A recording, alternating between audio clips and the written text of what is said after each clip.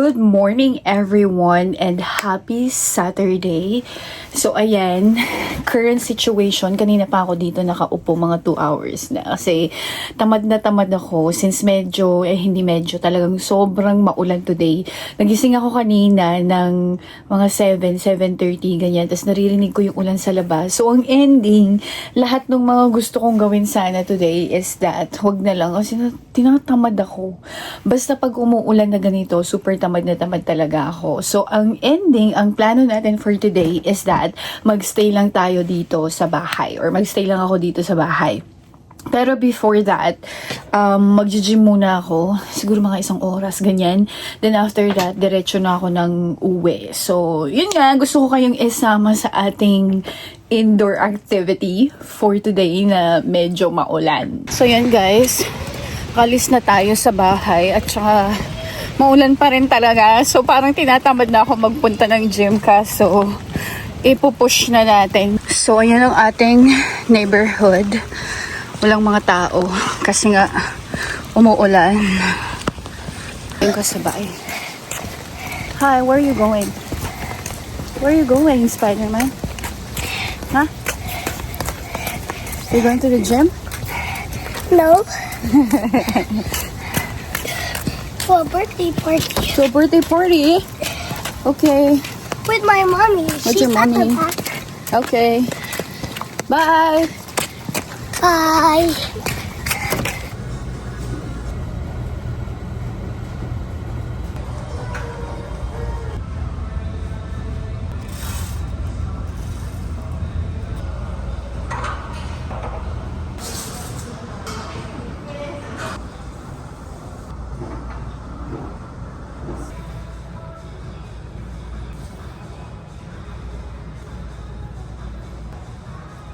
So, yun na nga, nakauwi na tayo.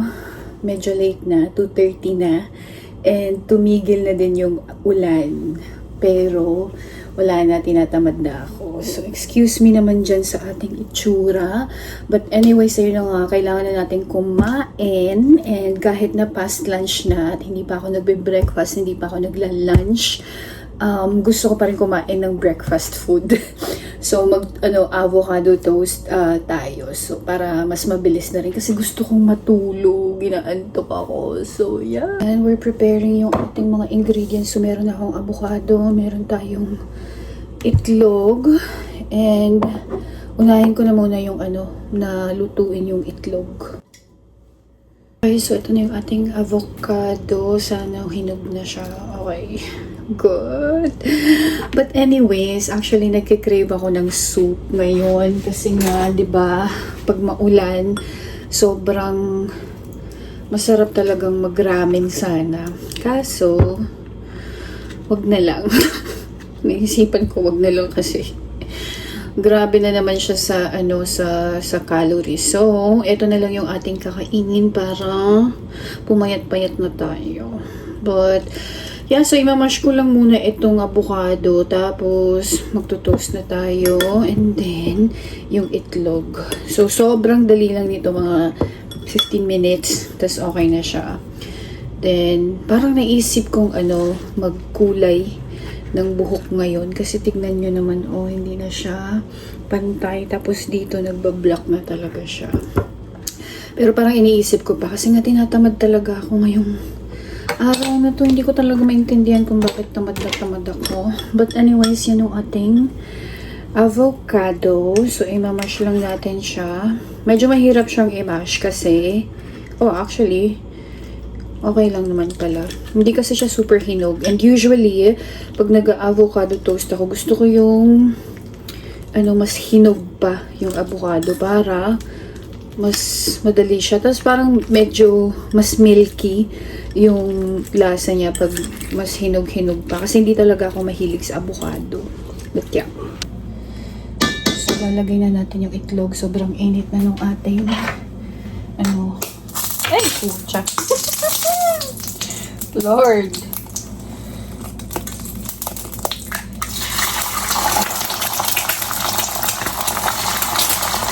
So, yan lang. Ating eggs. So, gusto ko ganyan lang yung itsura niya.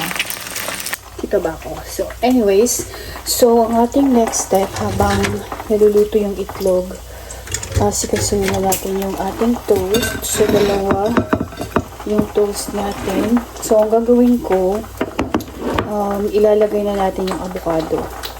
Ayan, but before that, maglalagay muna tayo ng cheese dun sa ating toast para lang mas ano siya, mas creamy. So, ayan siya. Isa lang yung gagamitin natin, pero hahatiin ko na siya.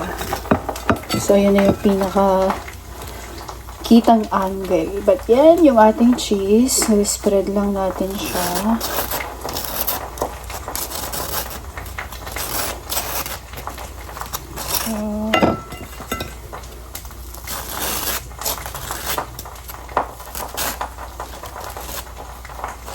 Okay, so ayan na yung ating cheese. Ngayon naman, ilalagay na natin ang ating avocado. Dali lang. Tapos, pagkatapos natin ilagay yung avocado, saka na natin ilalagay yung egg. Kakainin mo ito sa restaurant, sobrang mahal. So, mas maganda gawin mo na lang siya dito sa bahay. Of course, let's not forget ang ating seasoning. So, maglalagay tayong salt. Tapos, mga red pepper. Kita niyo ba? So, yun yung itsura niya, di ba? Gusto ko madami kasi gusto ko spicy. Yan. And, ito na yung ating egg. So, okay na yan. Ayoko yung masyadong lutong-luto yung yellow niya. So, okay na to. So, ngayon, gagawin natin, ilalagay lang natin siya on top. Ganyan. And then, same thing dito. So, ayan na siya. Ang ating food for today. Maglalagay lang ulit ako ng ng crushed pepper dyan.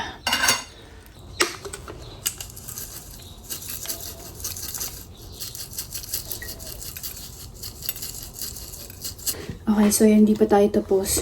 Naisipan ko maggawa ng ng shake. So, yun muna. So, ayan. Syempre, hindi nyo naman ako kita. But, ito lang yung favorite ko na pangdagdag sa protein. So, for today daw, magano tayo, banana at saka mangga. So, ayan siya. Hinihinga lang ako kasi kumuha pa ako sa ref sa baba ng mga yogurt natin. But, ayan, lalagay na natin ang ating mangga. Oops! So, ayan, lalagyan ko lang siya ng mangga. Pero isa lang, yung isang ganito lang yung gagamitin natin. And then, para mas maging cheesy, naglalagay ako ng cottage cheese. At saka pangdagdag na rin siya sa protein. So, ayan siya. Okay na yan. And then, after that, is that maglalagay tayo ng Greek yogurt. Ito yung favorite ko ngayon kasi parang siyang lasang ice cream. Kasi 'di ba? Usually yung mga Greek yogurt ang tatapang ng mga lasa nila. Kaso ito kasi meron siyang flavor. Ang favorite ko na flavor is yung banana at saka itong strawberry. Pero mas gusto ko yung banana. Lasang ice cream talaga siya.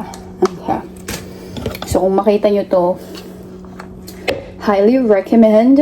At naka-sale siya, $7.99. Regular price ng mga 8 something ata. So yan lang ang ating tawag dito shake. Lalagyan ko lang to ng ice at saka tubig. Gusto ko sanang kumain dito sa labas kaso basa. And yan, buti hindi na siya umuulan. Pero feeling ko uulan pa yun mamaya. Ito na ang ating, ano ba to, lunch? Breakfast.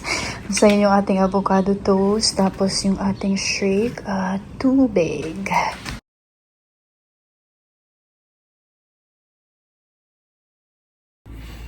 So, ayan guys, a few hours later, alas 6 na. Actually, anong oras na? Mag-aalas 7 na pala. And ayun na nga, super tamad na tamad pa rin ako ngayong araw na to. So, ang ending, natulog lang ako ng, I think, mga 2 hours ata. Then, after that, nag-walk lang ako ng very, very light. And then, after that, para naman meron tayong masabing nagawa natin ngayong araw na to. So, magpipaint lang muna ako. Kasi, if naalala nyo dun sa last na vlog natin, parang nagtatry-try ako mag-paint. So far, okay naman siya. Very relaxing, especially after work pag medyo na-stress ako. So, eto na yung parang ginagawa ko ngayon. So, medyo nag-elevate tuloy. So, medyo, ayan na nga, medyo nag-elevate na rin tayo from yung last na video natin. Bumili na ako ng mga bagong paint doon mismo sa art store, tsaka mga, tawag dito, mga brushes. So, napansin ko din kasi na iba talaga kasi 'di ba yung mga gamit natin na binili natin is mainly galing siya from dollar store. And napapansin ko parang nahihirapan ako kasi medyo hindi maganda yung mga quality ng mga brushes. So nung nagbili-bili na ako ng mga brushes mismo doon sa art store, doon ko napansin na iba talaga yung quality at saka yung paint. But meron pa rin ako yung galing sa mga dollar store kasi girl, hindi pa rin naman tayo professional, di ba? So hindi ko pa rin alam kung ano yung mga ginagawa ko. So para hindi natin nasasayang yung mga equipments, yun pa rin yung mga ginagamit natin, gaya ng mga canvas. So yung mga canvas ko puro sa dollar store pa. But siguro next time ang goal ko kasi makagawa ako ng pwede kong i-display dito sa kwarto. But yeah, pakita ko lang muna sa inyo yung mga na-paint ko na before. Okay, so wag kayo masyadong mag-expect. And ipapakita ko lang muna yung dalawang pinaka-proud ako so far sa lahat ng mga nagawa ko. Although konti pa lang naman yung mga nagagawa ko talaga. So una is ito. So isa to dun sa parang na-paint ko sa canvas. So parang sunset yung vibe niya, ganyan. Medyo messy pa yan actually. Ito, tinatry ko siyang gawing parang yellow, orange, ganyan, kaso na-mess up ko. So ito yung sinasabi ko sa inyo na yung quality nung mga paint. Etong minix ko siya using yung galing mismo sa art store. So medyo maganda at saka ang tawag dito, medyo maganda yung register ng kulay. Pero ito yung mga galing sa dollar store. So napapansin ko pag once na minimix ko na siya, nagiging muddy yung kulay niya. So ayan siya. But super proud na proud ako dito. Gusto ko na siyang i-display. Pero hindi pa rin siya perfect talaga.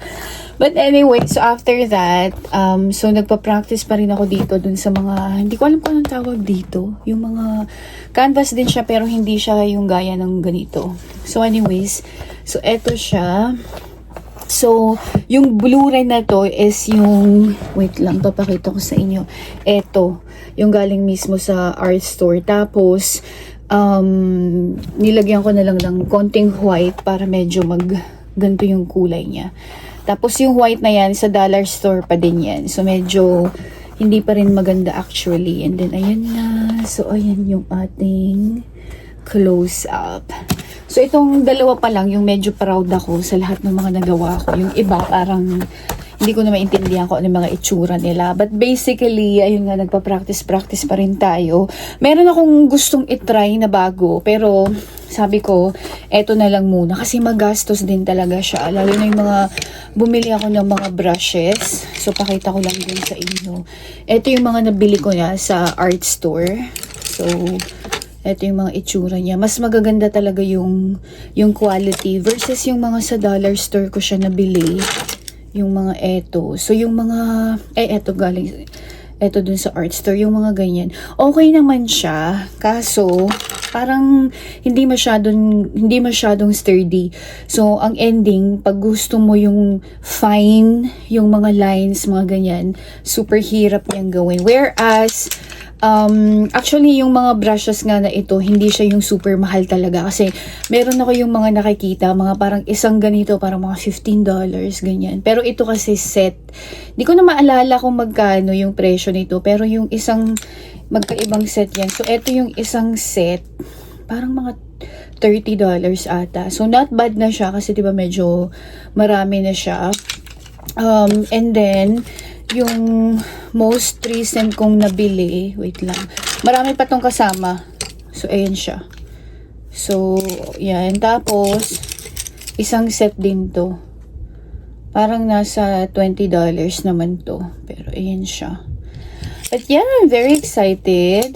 Siguro pa unti-unti yung gagawin natin kahit dun sa mga ang tawag dito, dun sa mga paint, isa-isahin ko. Kasi dun sa art store, $9.99 yung isang ganito, which is mahal talaga siya. So, tatry natin. So, yeah, let's go. Are you going to paint with me? Yes. So, you have to say your name first. What is your My name? name is Arjo. Your name is Arjo. How old are you, Arjo? I'm 5. That's 10. That's right. Okay, so what are you going to paint? I'm going to paint something for Something. my mommy. Oh, you're going to paint something for your mommy. How about for Yes. Tita? Oh. Oh. But Okay, we let's only have 2 canvas. Okay. That's okay. Let's go paint now, okay? Okay, bye. Bye. See you later. You have to see our painting. Bye. Super messy na. Say hi. Hi. So that's our setup. I'm going to make orange Mm-hmm. with red and yellow. Okay. Let's start. Let's start. Watch. Oh, that's a lot. That's a lot. Sorry. Oh my God, that's a lot. Okay, do it. Okay. And then we put red. Sorry, I forgot. Oh, so hard. Sorry, guys. We need to put red right here. Okay, that's enough. And then after that, Uh-huh. we take Use this one. a brush No, okay. and you mix. And what color is that now? It's going to be orange. We have to mix first. Wow. Oh wow, look at that. It's orange, right? Yeah. Everyone. You see? Always remember, it's a red and orange. It's red and orange. It's a red and yellow. Hmm. Look, you see, because there's yellow. Yeah. Let's make it so good. That's amazing. It's so good. Look, you see? Now it's orange. Can I see? Here, look. Oh yeah, it's orange. Sorry, guys. Okay. We need to. I don't know really how. What are you going to? Since green is almost done, Yeah. I'm going to You make. can also mix. You wanna do mix green? Oh, you know? Yellow and blue. Yes, perfect. I think it's almost. Oops. We use the same brush that we use. Yeah, you can wipe it first. Okay, that's okay. I'm good at making colors. Yeah, how do you know all of those colors? I learned it from watching You learned it from watching? Watching where? the TV. Oh. What is that? What do you want to do? Oh, I know what to actually do. Sorry. That's pink. Actually, I'm going to make a Thanksgiving thing. Thanksgiving? Yes, a Thanksgiving. But it's not, that's a lot, Arjo. You can put a little bit of white because it's gonna make it a bit lighter. Okay guys, so ayan, after almost 1 hour, natapos na kami. Actually, hindi namin natapos yung mga painting namin na dalawa kasi nga dinner time. But eto yung akin for now, so hindi pa yan tapos. Ang goal is that parang sunset tapos ocean. So, tatapusin natin yan bukas. And then, yung kanya natapos. So, yan yung kanyang ginawa. Rainbow daw. Tapos, pinintahan din niya guys yung sa likod. Ayun. Super messy yung kanya. Ano ba yan? May pintura pa. But anyways, yeah, ito yung kailangan kong linisin. Kaya hindi ko na rin matapos yung akin kasi ang dami niyang kulay na pinagmimix, tas nagmimix-mix na yung mga kulay. Tapos ayan, and kailangan kong kiskisin yung mat ko. Sana matanggal pa yan. But yeah, so I think mas mahaba pa yung gugugulin ko sa paglilinis. But yeah, ayun na nga. So ito yung state na kailangan natin gawin. But I will end yung vlog for today dito para makapaglinis na tayo. Feeling ko walang masyadong walang kakwenta-kwenta itong vlog natin. But I hope that you guys enjoyed and I'll see you dun sa next na video natin. Bye!